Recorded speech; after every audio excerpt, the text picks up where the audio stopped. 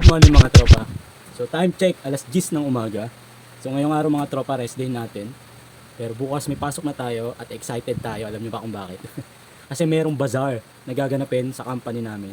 So first time ko na ilalatag yung mga laruan natin. So hindi lang laruan mga tropa. Sama din natin tong ating mga damit. Tsaka syempre yung suka. So para may kita tayo. Ang problema, may pasok tayo bukas, first shift. So mangyayari, sasama ko si Mrs. So si Mrs. yung magtitinda. And then sabay na kaming uuwi. So excited ako, hindi dahil para kumita. Excited ako dun sa feeling na magbebenta na tayo ng laruan sa harap ng maraming tao.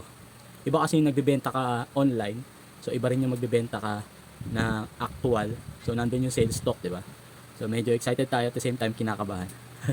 Yung problema, hindi ko alam kung ano yung dadalhin ko. Kasi sa online, so post ka lang ng post, bahala na si customer na tumingin.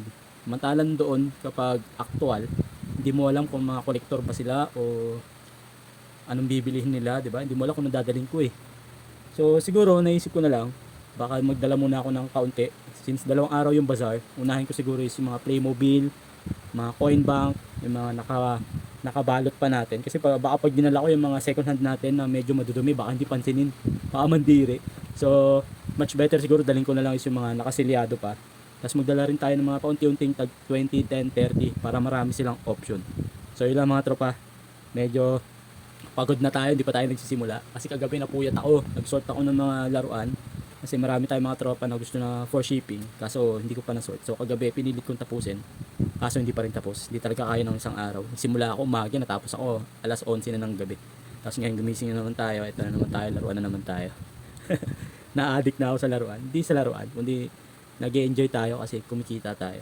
So kanina kabibili lang natin ng mga laruan. So namili ulit tayo para meron tayong bagong i-post.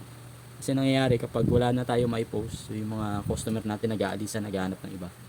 So kahit na medyo wala pa tayong budget, bumili ulit tayo para meron tayo post tsaka may pampaikot din tayo.